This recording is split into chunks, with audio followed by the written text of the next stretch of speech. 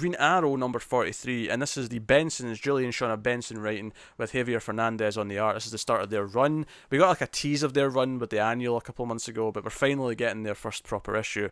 Seems like Roy's a regular supporting cast member. Oliver's moving in with Black Canary. Him and Dinah are actually got a house together. And she's remodeling with a scream, which I thought was a nice touch. I love that. That was great. So I'm curious actually what everyone thought of this, because it's obviously the new run on Green Arrow. We've had a couple of fill-ins for the last few months, and I'm wondering where we stand now. So, Matt, what are you feeling? So it's a little weird. I'm gonna give it a couple issues before I really decide.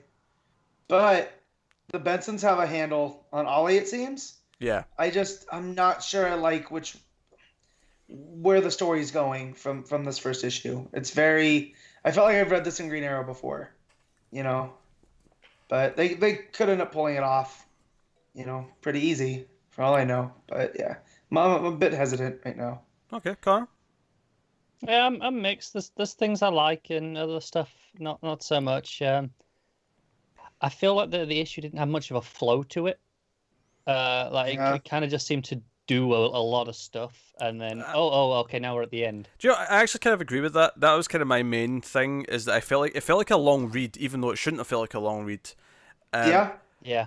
But I do like I like almost everything it's actually doing though. Like when I actually look at each individual thing it's setting up, and like Oliver and Dinah living together, the story beat that Oliver wants to try and trust Roy more, so he wants to tell him about the box that Martian Manhunter gave him. I like that beat, and I like what the villain does. Like the fact that they get to because the villain like is this social justice warrior who's like, oh, this corrupt guy who's trying to like demolish people's houses so he can build expensive houses, a 1%er, and he kidnaps them, broadcasts them on the internet, like, people, you can vote, shall I execute them? So obviously Green Arrow and Black Canary go and try and find him, but they get there too late, and we just see his decapitated head on the floor. It's like, I was like, oh man, this is like darker than I was expecting. And I was kind of into that, and even just the moral quandary that the city kind of voted for this. Like, there's a lot of people who have become like, I like that moral thing that's bringing up for Oliver. I kind of dig that. I like when he has to be like, because we all know him, he's the super liberal guy, right? And he's like Robin Hood. But when someone comes out that's like, you don't go far enough, like that's something that I've read before, and usually it tends to work out. But here it feels like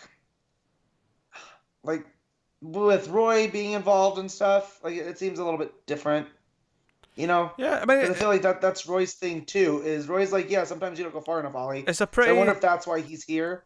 It's a pretty typical superhero trope, right? Because I mean, Manchester Black for Superman, Batman with a number of villains, Red Hood, of course, being one of the main ones. Like, like it's something that a lot of the superheroes go through at some point, is this kind of beat where the story is a villain who thinks they don't do enough, they don't go far enough, and then they have to sort of like stand their ground with their ideology and kind of like show that no, our way is the best way. We have to like fight through this. And if it's done well, it's usually pretty good. So no, I mean, I'm intrigued to see where it goes. I think, like I say, I liked all the individual scenes pretty well. I liked at the office, and like the Manhunter jab from Kate. Got a chuckle out of me. I liked the very obvious Archer reference with the character Pam. It's clearly Pam from Archer. The way she talks. Is it? Yeah. Even her on about the like, talking about she eats all the bear claws. I'm like, yeah, that's Pam. Didn't even occur to me. But no, I'm digging Kate being a continuing supporting player in the book. I like that the Bensons have kept on a character that was set up in the last run, and keeping her around like this. It's a nice touch. Too often everything from previous runs is just thrown out and disregarded, right? Yeah, and of course Emmy's not around. Emmy's away with Teen Titans, but we've brought in Roy, and obviously all Dinah's sticking around, so it still feels like it's following on quite well from where things are. I would gladly trade anything to have Emmy in a good book. Oh sure. Yeah, I'd swap Emmy for Roy. As would I. By the way, the only time I got actively angry at this book is when he had to mention Jason Todd, and I'm like, shut up, Roy, shut up! I don't want to hear about Jason Todd. Yeah, but I feel like even with Roy, that's his embarrassing friend. Like, yeah, we're friends, but like, I don't bring him around my other friends. See, I don't know. He sounds quite proud of it. He's like, well, Red Hood said this. And I'm glad that Oliver responded with, hey, Red Hood's not exactly stable. That's not a good endorsement. Shut up. Yeah. Exactly. Yeah, so I appreciate He's getting that. a flippin' redesign, and I'm worried that he's gonna have a bigger role coming up. Uh, Like, I don't like that. you know, Don't yeah, you dare! Don't threaten us like that. yeah. I'll say I like the book overall. Like I say, I have the one criticism of it. It felt oddly longer than it was, but I do like everything it's individually setting up for all but various plot threads. So I do accept the last page. I really don't. I thought, oh, this again. Oliver Queen's the target. I feel Yeah, like but that's always no, but specifically this here, I feel like this is something that we always do with Green Arrow. I'm like, do something different. I'm not too fussed about it I because better get. oh, Go ahead. I was gonna say I feel like that this will just be like a 1 or 2 issue thing where he's the next target, and they're going to try and use that to catch him. They'll be like, okay, this is great, I'm the target, so now we can lure him in and try and catch. And it won't go very well for whatever reason, and then we'll go from there. I want Roy Justice Green Arrow saving Ollie from this guy as part of the trap. I'll take it. That would be great. I'll take it. Yeah. I have no complaints about that. So no, I think it was overall pretty good, even though it was maybe just a little bit overwritten in places. I guess is maybe what we're saying. But that's the Bensons, though, isn't it? Like, that was my thing on Birds of Prey. It was Yeah, always. I think it's gotten a little bit better though. It feels a bit more toned down here. I think so. It could be they're finding their comic writing feet, the voice, if you will. Because obviously the TV writers first, so maybe they're adjusting as time goes on. But I'm down to read more. I'll be reading the next issue. I mean, and obviously week one's not even that busy, so like I'll keep reading Green Arrow. That gives it some leeway. I'm not gonna lie. But no, I'm into everything it's doing. It's just the issue as a whole felt like, this feels like it's going on a bit long, but I like everything that's in it. It's one of these things where when I stop and think about it afterwards, I like a lot of the ideas and things it's doing. But when I'm reading it, I'm not sure I enjoyed reading it that much, if that makes sense. I wouldn't go that harsh with it. I don't think I felt that. That was a little harsh. Yeah. It's not like it's not like I went, this is a chore to read. But I wasn't going, I'm really into this as I'm reading it. It's only after when I stop and think about the things it's doing that I go, yeah, I like that. Yeah, I think the weakest part was maybe the opening. I think once it got to like Oliver coming home and Dinah's like demolishing walls and it's the casual we're now living together banter and stuff. That's when it really started to turn around. And then she was annoyed that they were having lunch with Roy and then and so on. Like all that stuff was working for me. So no, I'm sticking with it. What's Oliver's deal with chili? He likes chili, apparently. He makes good chili. And Roy's very upset that he doesn't approve of this, that he considers the best chili. I thought that was pretty great. Yeah.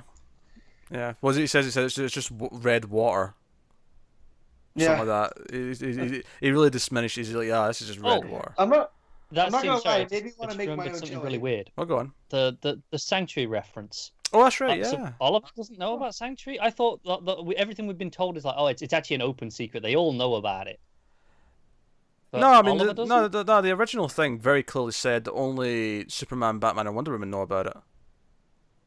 No. I thought it was only they know. Like it's they're the ones that are aware who's there.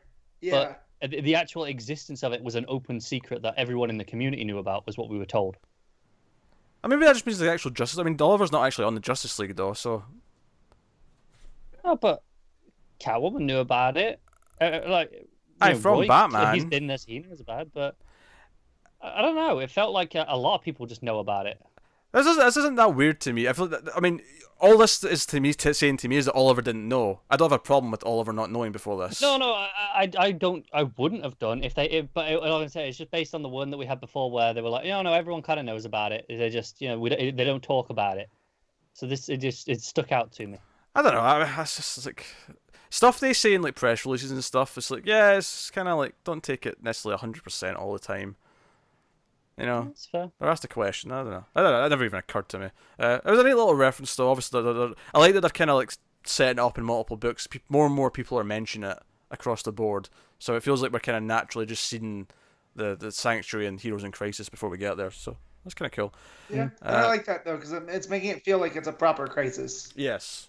It feels like a lot of different characters from a lot of different corners are starting to mention it, and because of that, it just feels a bit more real, I guess. Yeah. So we should rate it then. Connor, what are you rating Green Arrow? Give it a 6. Matt? I liked it way more than that. It's 7.5. Yeah, I'm going to agree with that. 7.5. Just to annoy Matt that we're giving the same score again. I know. I shouldn't have said anything.